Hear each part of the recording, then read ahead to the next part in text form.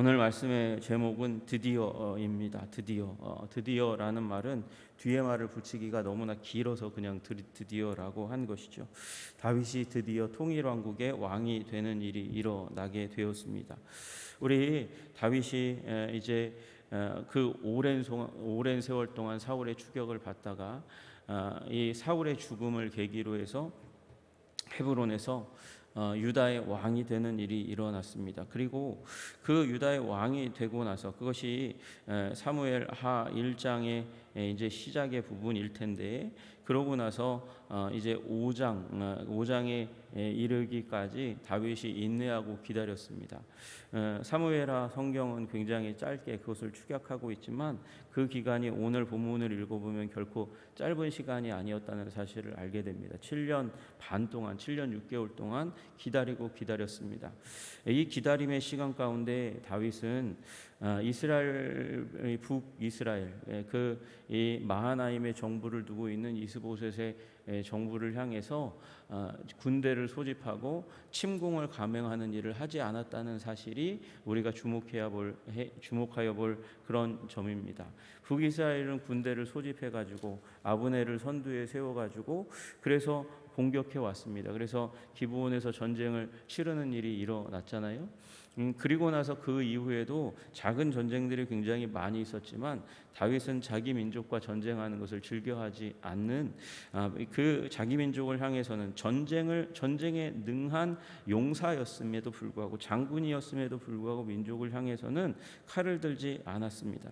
그런 인고의 세월을 지나다가 이제 하나님께서 이제는 아브넬을 자기의 손이 아니라 요압의 손을 통해서, 그리고 하나님께서 정리해 가시는 것이죠. 이스보셋을 이제 이스라엘 민족 가운데 베냐민 지파 가운데 녹아든 두 사람의 손을 통해서 그래서 죽게 하시는 일이 일어나게 되었습니다. 그리고 이제는 이스라엘의 왕으로 등극하는 일이 일어나게 되는 것이죠. 보시면 이스라엘 지파가 헤브론에 이르렀다, 그렇게 얘기하고 있습니다. 이스라엘 지파, 모든 지파가 나왔다. 그러니까 이스라엘의 모든 지파의 대표들이 나왔겠죠. 어떻게 다 모든 인구가 다 헤브론으로 다 모여들었겠습니까?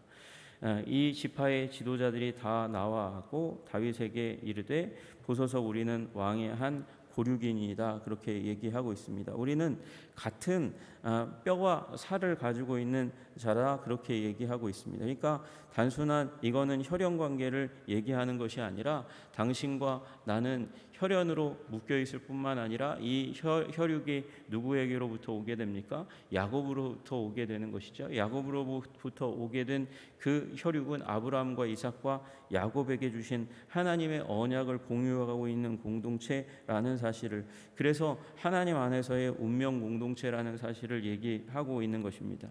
여러분, 이스라엘의 의미가 무엇입니까? 이스라엘의 의미는 하나님과 겨루어 이긴 자, 다시 얘기해서 하나님이 사랑하시는 자이며, 그리고 하나님께서 광야를 통과하게 하신, 하나님께서 기적적으로 그 하나님의 은혜와 사랑으로 보호하신 민족, 같은 민족이라는 사실을 강조하고 있는 것입니다. 그러면서 하는 얘기가 2절과 3절에 더해가지고, 전에 사울이 우리 왕이 되었을 때 이스라엘을 거느려 출입하게 하신 분은 왕이시었고, 사울왕 때의 군대 장관이 되셔가지고 그때부터 왕으로, 이 장군으로서 전쟁에 나가고 들어오는 그 모든 일을 주관하여서 승전을 이끌었던, 당신은 리더 중에 왕, 장군 중에 장군이었다고 그렇게 얘기하고 있습니다. 그리고 여호와께서도 왕에게 말씀하시기를 내가 내 백성 이스라엘의 목자가 되며 내가 이스라엘의 주권자가 되리라 하시는 그 언약을 주신 하나님의 언약이 당신에게 속해 있음을 우리가 압니다라는 것을 얘기하고 있습니다. 그래서 이 얘기를 들어보면 마치 지금까지 유다의 왕이고 전 이스라엘의 왕이 되지 못한 것은 이스보셋과 아브넬 때문인 것처럼 그렇게 여겨질 만한 그런 칭송을 다윗에게 스스로 드리면서 그 리더십을 경하하고 축하하고 높이고, 그리고 그의 하나님께서 주신 그 언약을 앞에 내세워서 당신을 왕으로 삼기를 원한다 그렇게 얘기하고 있는 그런 장면이 나옵니다. 이제 다윗이 전 이스라엘의 왕으로 인정받는 일이 일어나고 이에 이스라엘 모든 장로가 헤브론에 이르러 왕에게 나아왔다 그렇게 얘기하고 있습니다. 이스라엘의 모든 리더십 있는 사람들이 헤브론으로 다시금 모여서 2차적으로 모인 것이죠. 그래서 헤브론에서 왕 대관식을 갖는 일이 일어나게 되었습니다. 그래서 여호와 앞에 그들과 언약을 맺으며 충성해. 그리고 다윗은 이스라엘 전 민족을 위해서 내가 봉사하고 헌신하겠다는 그 언약을 하나님 앞에서 맺으면서 다윗에게 기름을 부어 이스라엘 왕으로 삼으니라. 당연히 이때에 제사장 또는 예언자가 기름을 부는 일을 했을 것입니다. 그래서 이스라엘의 왕으로 공식적으로 그가 인정받는 일이 일어나게 되었습니다. 오늘 본문에 이제 30세의 왕위에 올랐다 그렇게 얘기하고 있어요. 그러니까 40년 동안 왕 되는 그 가운데서 7년 6개월은 헤브론의 왕으로, 그리고 30년 동안은 온 이스라엘과 유다 통일 왕국의 왕으로 그렇게 다스리는 일을 하게 됩니다. 그러면 합쳐서 40년이잖아요. 40년은 만수입니다. 만수. 그가 누릴 만한 모든 하나님이 주시는 복 가운데서 통치의 행동을 40년 동안 이루어 갔다 그렇게 얘기하고 있습니다. 그 가운데서 다윗은 이제 다시금 한 번 더 하나님께서 주시는 기회 가운데 이제는 통일왕국의 왕이 되었으니까 왕국 안에 있는 문제를 해결하기 시작합니다. 왕 되었다고 그 넋놓고 있으면 안 됩니다. 왕 되었으면 이제 그 내부적인 오랫동안 해결하지 못했던 수건을 해결하는 문제 해결하는 것이 그의 기대였고 그의 사명인 것이죠. 그래서 6절에 보니까 왕과 그의 부하들이 예루살렘으로 가서 그 땅 주민 여부스 사람을 치려하였다 그렇게 얘기하고 있습니다. 왕국 안에 아직 이방 민족들이 차지하고 있는 땅, 그 땅, 하나님께서 여호수아에게 주셨던 그 사명, 사실은 다윗이 그 사명을 가지고 블레셋 민족들과 계속해서 싸웠던 것이고 이스라엘 민족의 외부에 있었던 민족들과 싸우는 일들을 계속해 왔던 거죠. 비록 이 사울 왕 때문에 자기의 몸을 의탁할 때 이방 민족에게 자기 몸을 맡기는 일을 했었어도 그 가운데서 하나님께서 주시는 가나안 땅을 향한 모세를 통하여 여호수아를 통하여 주신 그 사명은 잊어버리지 않고 있었습니다. 그래서 여부스 사람을 치려 올라갔습니다. 그 사람들이 다윗에게 이르되 내가 결코 이리로 들어오지 못하리라. 맹인과 다리 저는 자라도 너를 물리치리라 하니 그들 생각에는 다윗이 이리로 들어오지 못함이라. 왜 그렇습니까? 다윗의 군대가 그렇게 탁월하지 못하고 이 전쟁의 왕으로 이제 통일왕국의 왕이 되었음에도 불구하고 다윗을 여기 정복하지 못할 사람이라고 그렇게 여긴 이유는 이 예루살렘 땅 여부스 사람들이 차지하고 있는 땅이 강력한 난공불락의 요새였기 때문이고, 맹인과 다리 저는 자라도 그렇게 연약한 장애인이라 할지라도 너는 우리를 우리를 정복할 수 없고 우리는 너희를 반드시 물리칠 수 있다 그러면서 조롱하고 있는 모습이 보여지는 것이죠. 다윗이 조롱을 받았습니다. 무시를 당했습니다. 그 가운데서 우리 이 여부스 사람이 이 가운데서 결국은 다윗이 시온산성 이 예루살렘 성을 빼앗게 되는데, 그때에 다윗이 누구를 이제 우두머리 지휘관으로 삼아서 정복 전쟁을 일으켜 가냐면 요압을 이제 세워서 요압으로 말미암아 전쟁에 참여해서 이제 승리하게 만듭니다. 이유는 그 산성이 그럼에도 불구하고 이 여부스 사람들이 결코 정복하지 못할 것이라고 여겼던 것은 산세가 험하고 요새가 지어져 있고 그리고 물은 풍부하기 때문이었거든요. 산성에 다 포위해서 누구도 나아가고 들어가지 못하고 출입하지 못하게 만들게 되면 그러면 그 안에서 고사하게 되는 일이 일어나게 됩니다.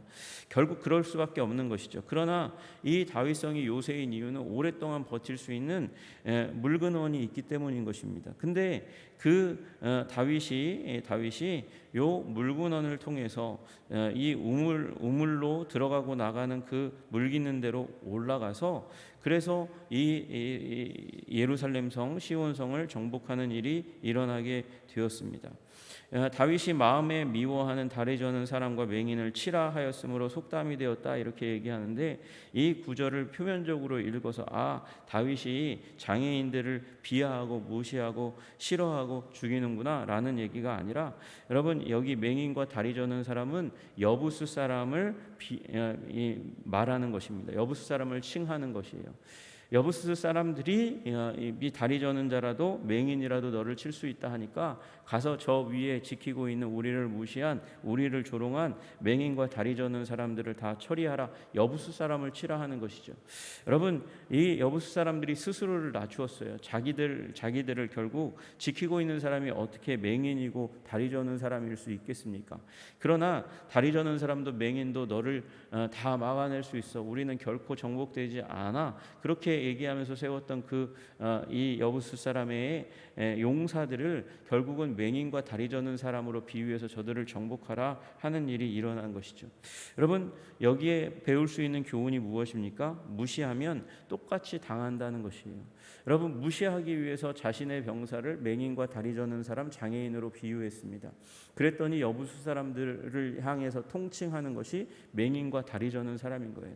다른 사람을 무시하고 짓밟고자 그렇게 조롱하게 되면 결국 자기 자신이 그 조롱의 한가운데서 무시받고 정복당하고 그리고 패배하는 일이 일어나게 된다는 것입니다. 여러분 이게 이 여부수 사람들의 방심의 요인이었어요. 우리의 요새는 결코 멸망당하지 않는다. 다윗의 군대는 결코 우리를 정복하지 못한다. 교만이 패망의 선봉인 것이죠. 여러분 교만이 아니라 겸손으로 무장하실 수 있는 저와 여러분이 되시기를 주님의 이름으로 축복합니다.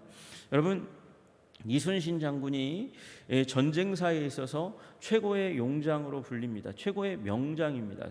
우리 한국사적뿐만 아니라 세계사적으로도 위대한 이 장군입니다. 그런데 그 위대할 수 있는 이유가 무엇입니까? 이길 수 있는 전쟁만 했기 때문이에요.